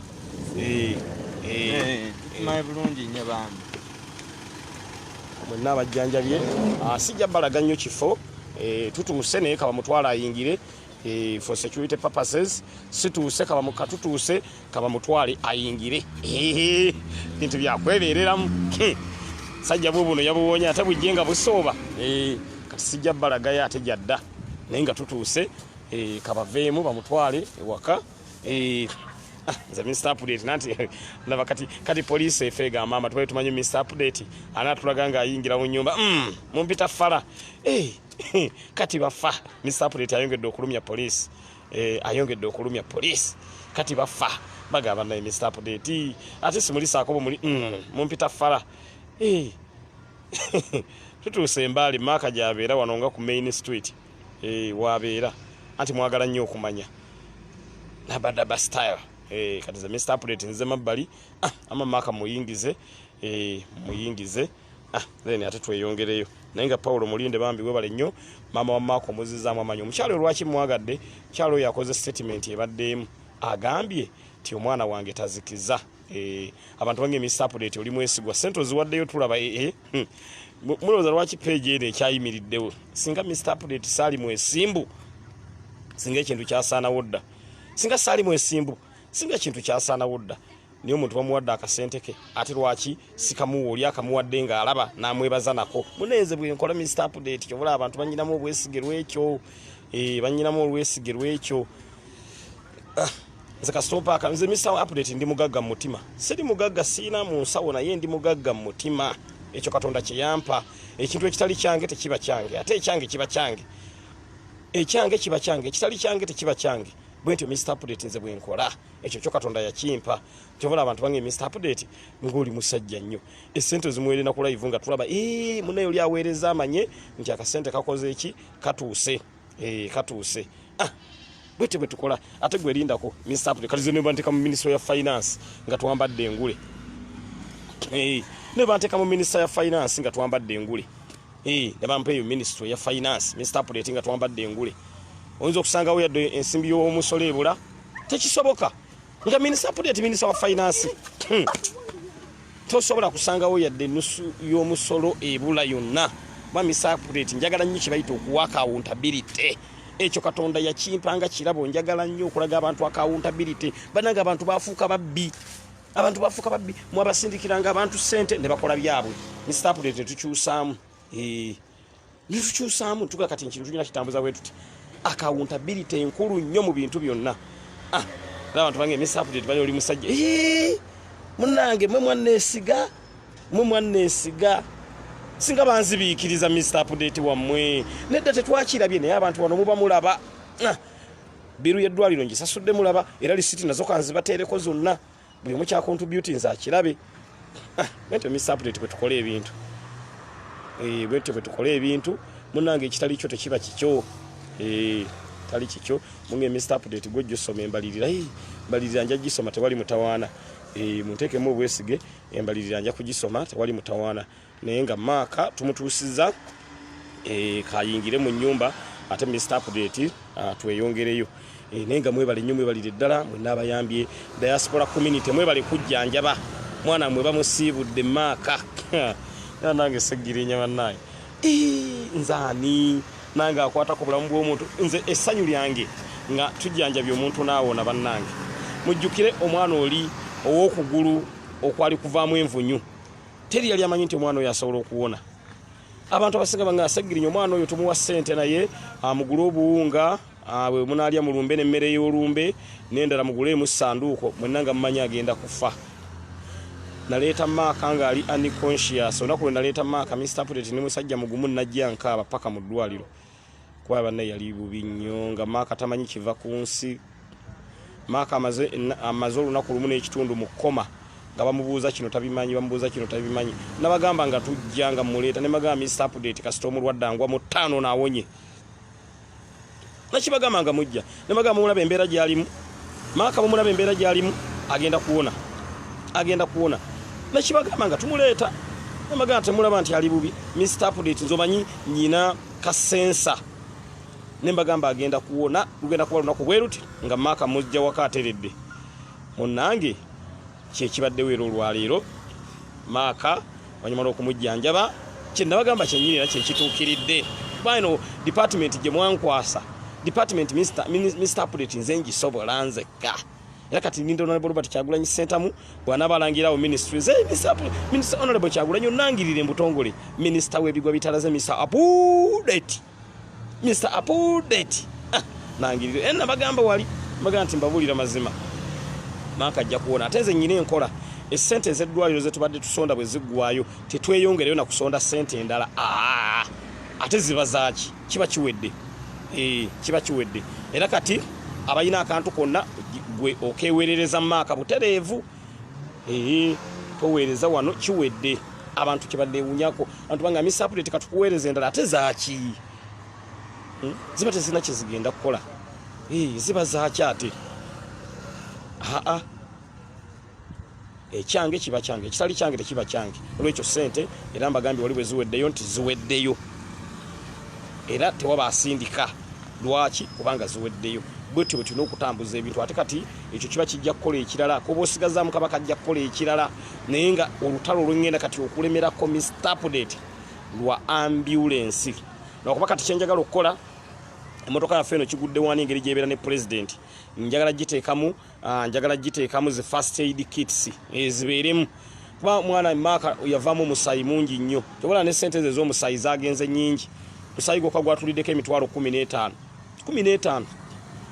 musayi gwokka Mr. Update ezo nze nazisasudde mu nsawo yange 15 nze eyazisasudde mu nsawo yange Mr. Update kati omusayi gwamuvaamu mungi kitegeeza mukigudde wani neetaagamu first aid kits nafunayo ka first aid box mubeeremu gloves mubeeremu buli kimu kyonna ngamba nabyo Mr. Update mukigudde wani kitu ekyo nakirabye singa Serukenya teyalina bikozesebwa twali tuluguddemu tubyetaaga mbabuulira mazima ate nga bwe tusaba headquarter etuyambeko ku kya ambulance bane twetaaga ambulance nga president buli wabaali ambulance ebaako emabega nti Mr. Update kusobola okukyekya nga nze go bakubye essasi nga ambulance yeyina okuntaasa because bakuba maaka emotoka yange yakigudde wani ne bagibulookinga nga tasobola kweyongerayo Vicky Lubowa tusanse okulaba Vicky Lubowa maaka waffe bamusiibudde era mutuusize waka so kati kyenjagala okukola njagala kulaba nga nfuna first aid box ebeeremu ebintu byonna gloves plaster biki ebirala ebyetaagisa spirit byonna nga mwebiri mu kabox ako nga kigudde wani byonna bibaamu keesi omwana funye ekizibu bamukubye ki tuba tusobola okubeera nga twerinda no tuli mu lutalo mbabuulira mazima this is a war tulina okuexpectinga ebintu bingi nnyo ebigenda okwapeningawo this is a war liita Nabukenya omusayi gwamuvaamu bungi nnyo that's why yafa naye singa yafuna kye bayita first aid approach okiraba ne wabawa amukolako first aid ne bamusiba omusayi obutafuluma liita Nabukenya osanga teyandifudde mbabuulira mazima teyandifudde ate bano abantu abaleeta liita nabo bankola mbubi bamutuusiza mulago ate nga Mr. Update mukimanyi nabagamba ekintu kimu omuntu waffe alwadde essimu beera buli muntu beera n'essimu ya Mr. Update buli muntu yenna n'essimu ya Mr. Update mwana alwadde tetwala balwadde baffe kiruddu erinnya nawe oliwulira kiruddu omuntu ayinza owona nga erinnya kiruddu omuntu naawona kiruddu omuntu asobola kuwona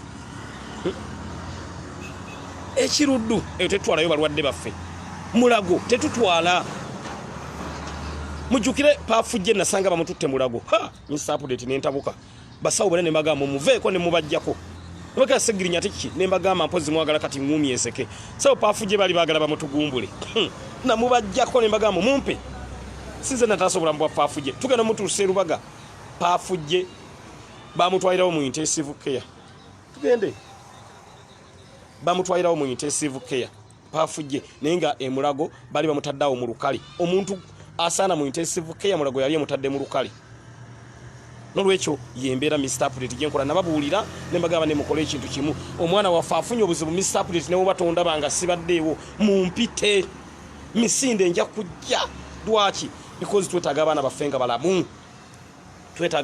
nga balamu kivumbi Zubairi ombuza Mr. Update emotoka wagiguze eggulo teyaweddeyo emotoka ya Denisite teyaweddeyo Denisite sokojje Denisite kajja abannyonnyole teyaweddeyo tuddayo olwaleero Denisite emotoka ye teyaweddeyo tuddayo olwaleero tulabe nga tumaliriza jo esente zasondeddwa kajja azibannyonnyole kubanga zigenda butereevu ku simu ye kajje azibannyonnyole because ndaba mujimbuuza motoka ya Denisite eri kuki Wiz Smart abantu babuuza sente meke jasondeddwa olunaku olwajjo ez'emmotoka baagala kiggwa olwaleero emmotoka ebyo twasonze miliyoni 1.7 ziriwo era katugenda kugendayo leero emmotoka eyo wenyininyini nonalego segirinya wakyaliwo miliyoni 1.7 so far twagenze kweyo gye batukomedde 10 oba eye 12 tubadde twasazeewo super custom nga we twasazeewo super custom naye bbeeyi yadde tennabakutulwa kakati tugendagenda ne super custom tugendagenda ne super custom so emmotoka gyo teyawedde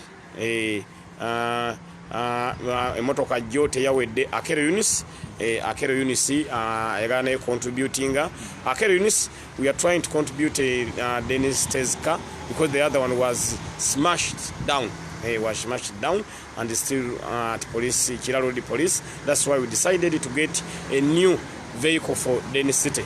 So we are trying to contribute some financial assistance so that our brother Dennis City can get a new car. Norwecho Akero Eunice, I think you understand. Mr. Update. So yembera eriwo. Yembera eriwo. Kati musera kino muganda affe amaze okutuuka kati ate katweyongereyo. Mu kiseera kino muganda affe amaze okutuuka katweyongereyo. Diana Nasimbo agambye kyekyo Mr. Update. Mbalete mukimanyi. So tweyongerayo yasondeddwako $1,700,000. Akira agambye okay, I will inbox you Mr. Update. Thank you so much. Kati mutane so complaininga Mr. Update okoseza vocabularies tudiremu mu Luganda. Kale byembadde njogera mbadde ngamba nti motoka ya Dennis City yasanyizibwawo. Naye jjo batusaliddeko ku motoka eyo. Bwe tufuna $10,000 kiba kiwedde. Bwe tufuna $10,000 tufune super custom muganda ffe Dennis City abenga asobola okubeera nga atambuliramu n'okubeera nga akwata flag. Abaganda baffe ab'e Masaka ndi mu bavuunulira kuba mwe munsabye ne munga Mr. Update okoseza vocabularies tuvuunuliremu. So yembeera eriwo abakatwegattako abali ku the updates online page. So yembeera eriwo naye olwaleero tugenda kuddayo twongerera okulaba nga tunoonya akasente ak'emmotoka eyo twagala eggweeyo Dennis naye tumuggyeko engalo tumanye tusigaza kugula piki ya Bobby Yanga. So yembeera eriwo n'olwekyo Mr. Update ngenda sooka mbawummuzeemu katono nja kukomawo.